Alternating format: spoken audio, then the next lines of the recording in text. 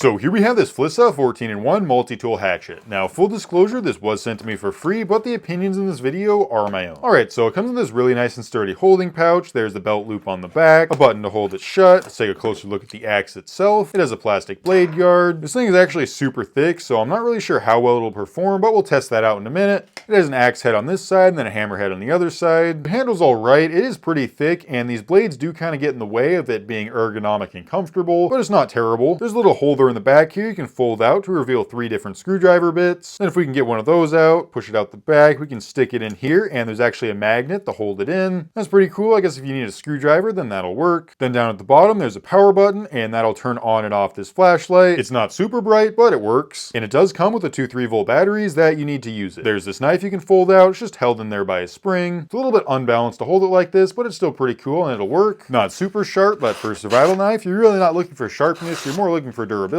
so it works just fine. Then if we put the knife away, we can fold out the multi-tool piece. It has a small flathead screwdriver on the tip, a bit of a sharpened edge, then a can opener, a saw, a hex wrench, and a bottle opener. It's pretty thick and sturdy, so it should work just fine. So yeah, there's a lot of tools on here that could be helpful in a survival situation, but most importantly, let's go try the axe head out. I tried to make some kindling out of an old scrap piece of wood I had lying around. It worked great. Then I tried kind of carving a piece away to see how well this thing carves. It worked pretty well. Would definitely be helpful if you need to carve out a spear point or something. Then I used the side with the hammer to hammer in a bunch of nails. It wasn't quite as easy as a regular hammer, but it worked surprisingly well. So yeah, the hammer as well as the axe head worked pretty well. There was a bit of a problem that I kind of expected there'd be, and that's that after a couple minutes of chopping and hammering, all 3 bits fell out of their holder. So definitely not the best holder for the bits, and you got to be careful so you don't lose them. But apart from that, it works great. The axe and hammer head is pretty sturdy, and overall it's a really cool little survival multi-tool, and I think it'd make a great gift.